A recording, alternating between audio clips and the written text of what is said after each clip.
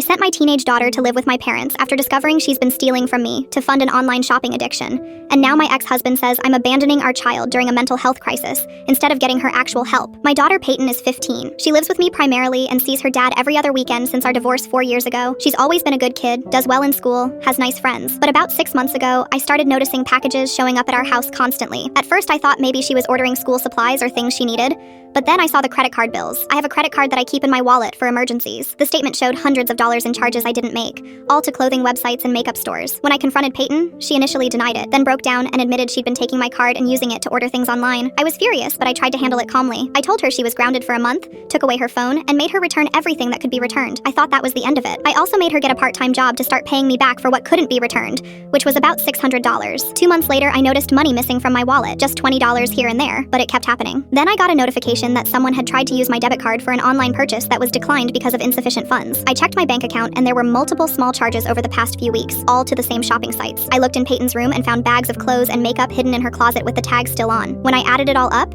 she'd stolen close to $1,200 from me over 2 months. This time I completely lost it. She'd looked me in the eye after the first incident and promised it wouldn't happen again, and she'd been lying the whole time. Peyton started crying and said she couldn't help it, that she felt like she needed to buy things to feel better, and that she knew it was wrong but she couldn't stop. She said she'd tried to stop but the urge was too strong. I asked if she was using drugs or something because I couldn't understand this behavior. She swore she wasn't, that it was just shopping. I took her to a therapist the next week. The therapist said Peyton showed signs of compulsive buying disorder, which is apparently a real thing. She said it's related to anxiety and impulse control issues. The therapist recommended ongoing therapy and possibly medication, but said it would take time to address. In the meantime, I was dealing with overdraft fees, having to cancel credit cards, and basically having no trust in my own daughter in my own home. I couldn't keep money or cards anywhere without worrying she'd find them and use them. I started keeping my purse locked in my car. 2 weeks ago, I discovered Peyton had somehow gotten my new credit card information and made another $400 in purchases. I don't even know how she got the card number since I'd been so careful. That's when I called my parents and asked if Peyton could stay with them for a while. My parents live about an hour away. They're retired and my mom used to be a school counselor, so I thought maybe they could provide more supervision than I could while working full-time. They agreed, and Peyton moved in with them last week. My ex-husband found out and called me absolutely furious. He said I'd essentially sent our daughter away instead of dealing with her problems. I said I was dealing with her problems by getting her therapy and putting her in an environment where she couldn't keep stealing from me. He said what she needed was her mother's support, not to be shipped off like she was a problem to be solved. I said I'd tried support, and she'd responded by stealing from me repeatedly. He said she has a mental health issue, and I was punishing her for being sick. I said I wasn't punishing her, I was protecting myself financially and creating boundaries since she'd proven she couldn't be trusted. Peyton has been calling me crying, saying she feels like I don't want her anymore and that I've given up on her. My parents say she seems okay but sad. The therapist says removing Peyton from home might feel like rejection to her and could make things worse. My ex says if I don't bring her home, he's going to file for full custody. My best friend thinks I did what I had to do. My sister thinks I overreacted. Am I the asshole?